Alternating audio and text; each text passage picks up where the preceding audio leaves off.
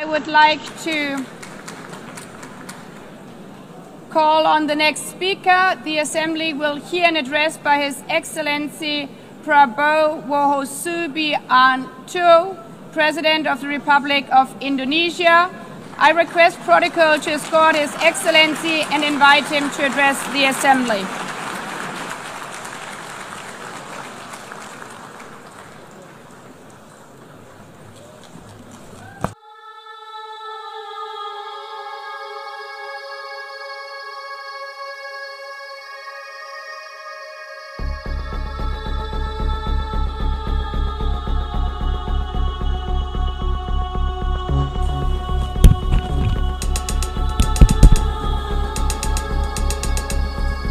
His Excellency Mr. Antonio Guterres, Secretary General of the United Nations, Her Excellency Madam Annalena Baerbock, President of the United Nations General Assembly, His Excellency Mr. Moses Abelian, Under-Secretary General for General Assembly and Management, Excellencies, Heads of States, Heads of Governments, distinguished delegates, ladies and gentlemen. It is indeed a great honor for me to stand in this august General Assembly Hall among leaders and representatives who represent almost all of humanity.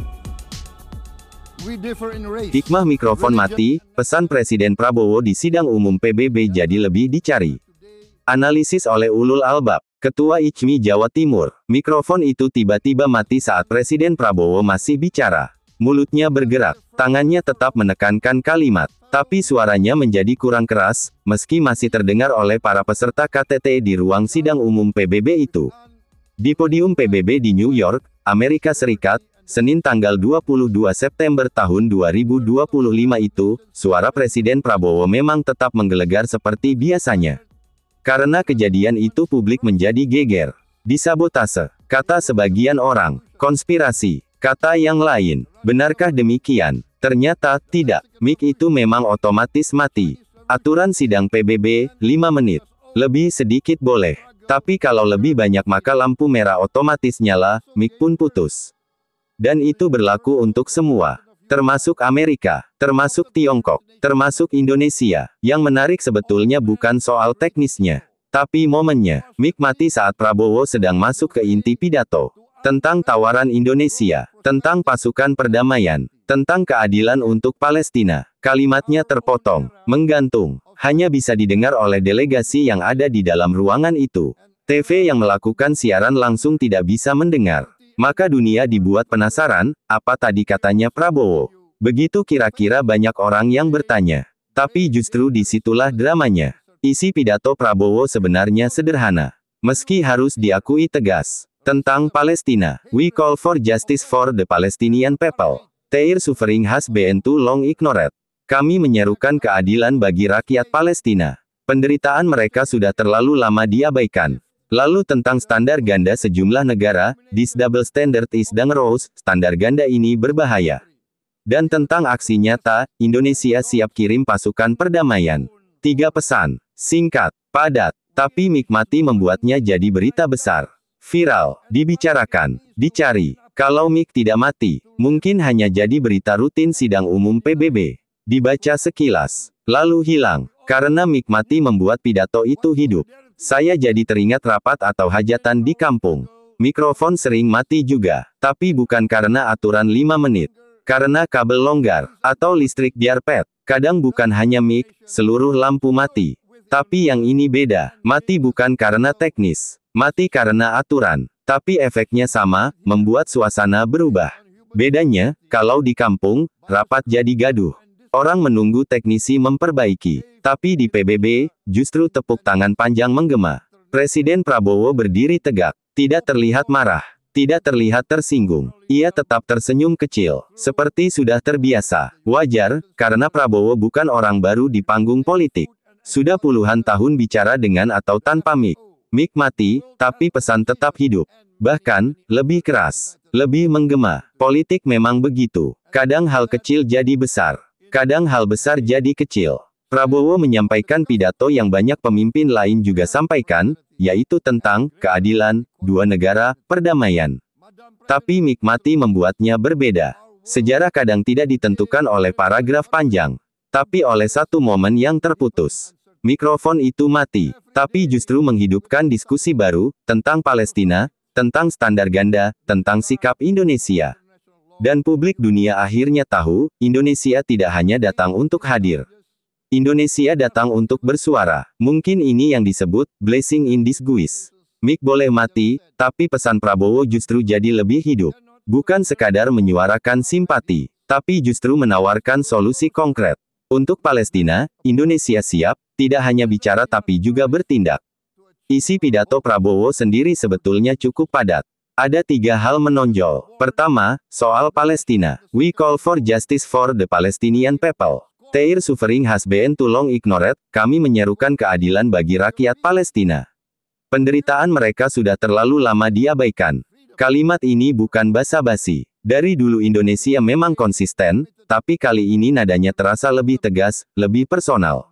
Kedua, soal perdamaian dunia. Prabowo menegaskan Indonesia siap mengirim pasukan perdamaian. Ia ingin Indonesia bukan hanya moral force, tapi juga physical presence di lapangan. Sejalan dengan tradisi panjang Indonesia sebagai salah satu kontributor terbesar pasukan PBB. Ketiga, soal standar ganda internasional. Ia mengkritik cara dunia melihat konflik. Yang satu dianggap tragedi besar, yang lain diabaikan begitu saja. This double standard is dangerous, katanya, standar ganda ini berbahaya. Dengan gaya lugasnya, Prabowo seperti ingin mengatakan, cukup sudah diplomasi basa-basi. Saatnya bicara apa adanya. Dan dengan kejadian Mik mati itu, pesan ini sekarang menjadi lebih menggema.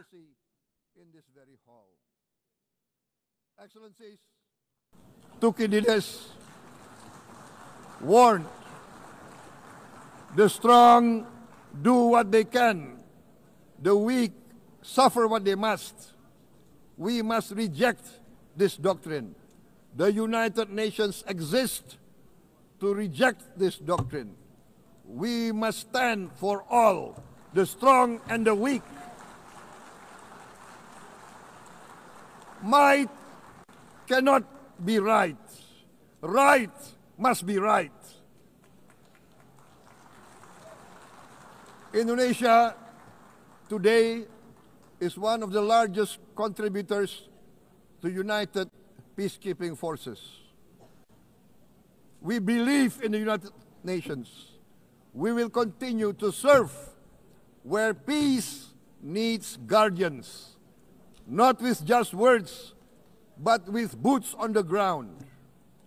If and when the United Nations Security Council and this great assembly decide Indonesia is prepared to deploy 20,000 or even more of our sons and daughters to help secure peace in Gaza or elsewhere,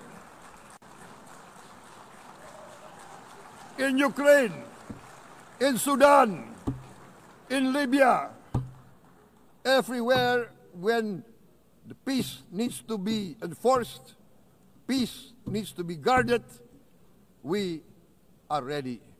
We will take our share of the burden, not only with our sons and daughters, we are also willing to contribute financially to support the great mission to achieve peace by the United Nations.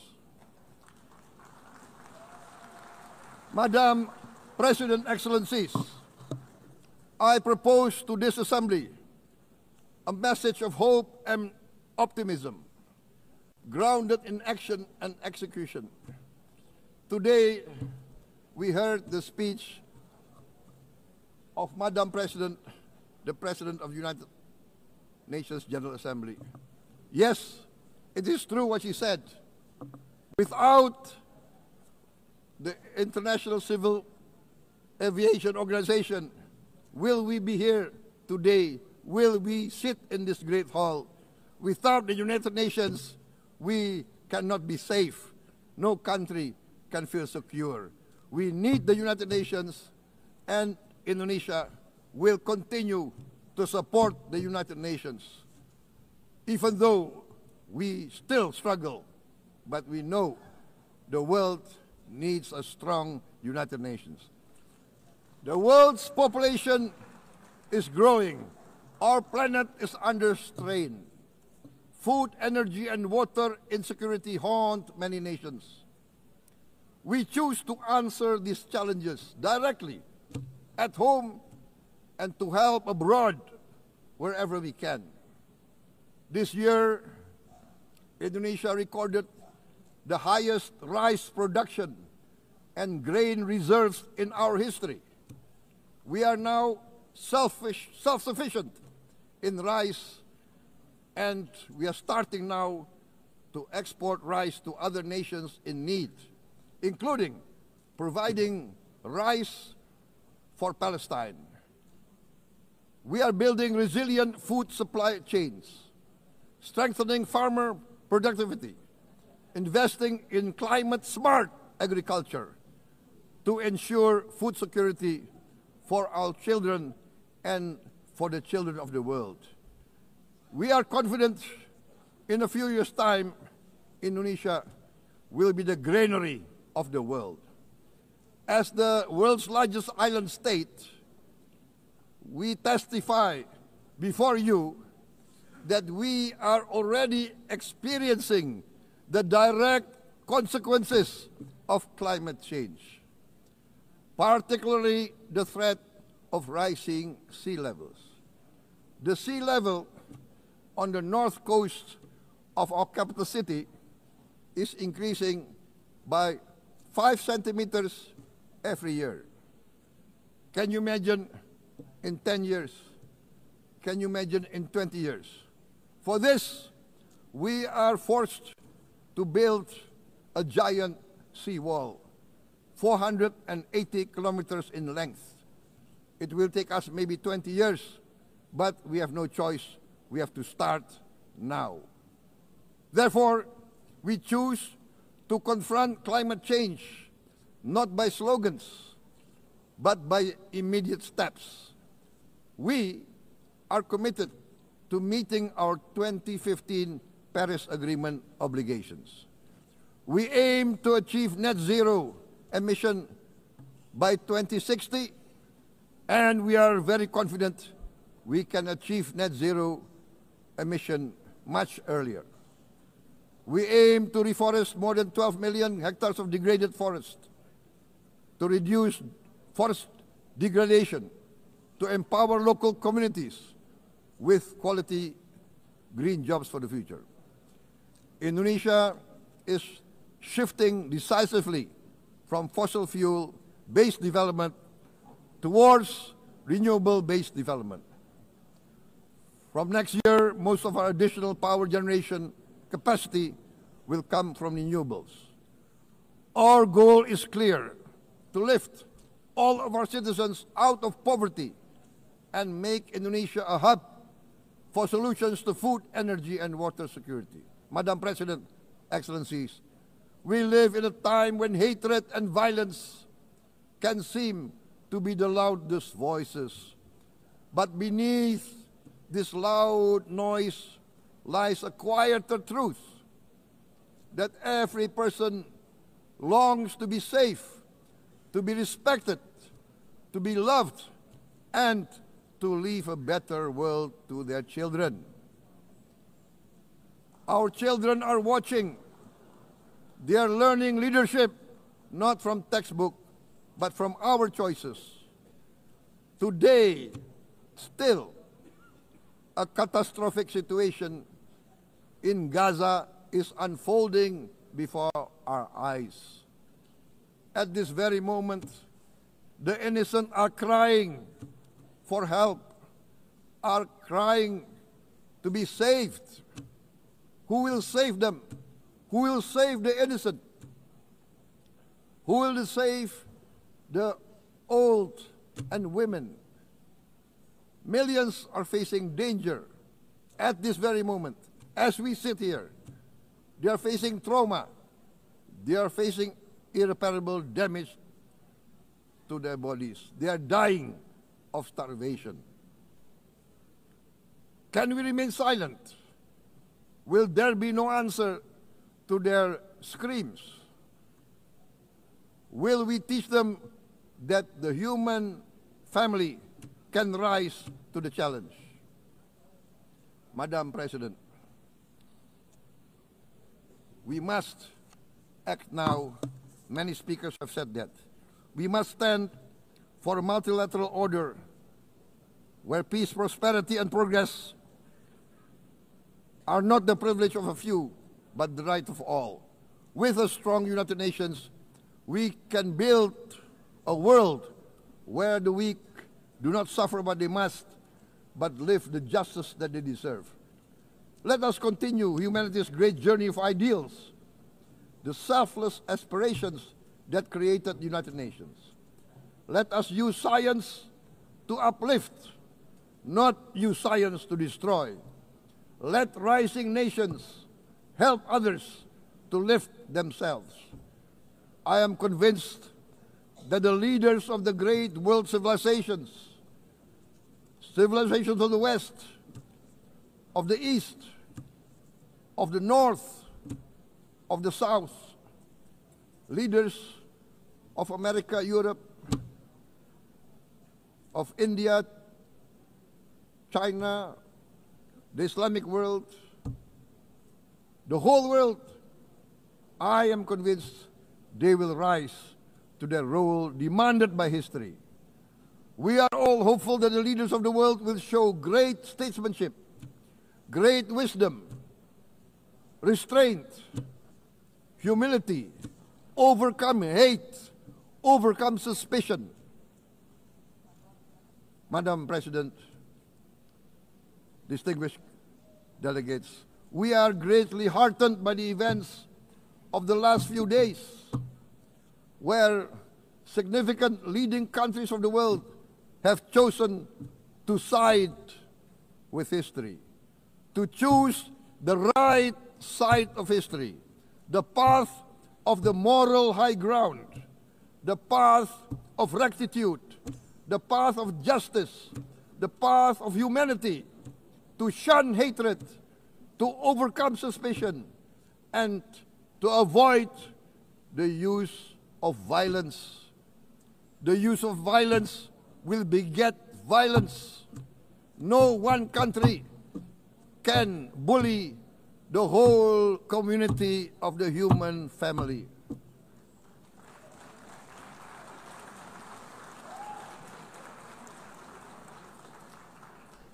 We may be weak individually, but the sense of oppression, the sense of injustice has proven in the history of mankind that this sense of injustice, this sense of oppression will unite into a strong force that will overcome this oppression, that will overcome this injustice.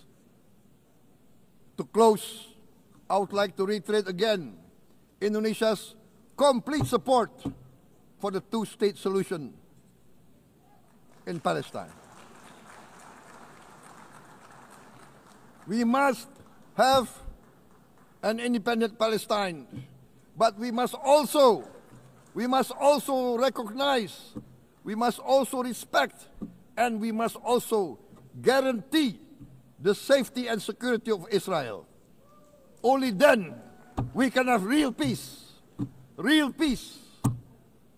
and no longer hate and no longer suspicion. The only solution is this two-state solution. Two descendants of Abraham must live in reconciliation, peace, and harmony. Arabs, Jews, Muslims, Christians, Hindus, Buddhists, all religions, we must live as one human family. Indonesia is committed to being part of making this vision a reality. Is this a dream? Maybe, but this is the beautiful dream that we must work together towards. Let us work towards this noble goal. Let us continue humanity's journey of hope, a journey started by our forefathers, a journey that we must complete. Thank you. Wassalamualaikum warahmatullahi wabarakatuh.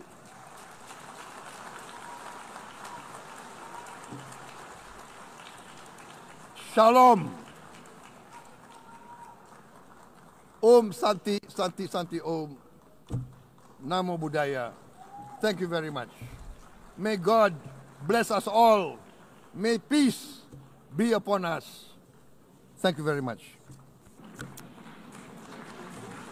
Thank you. On behalf of the Assembly, I wish to thank the President of the Republic.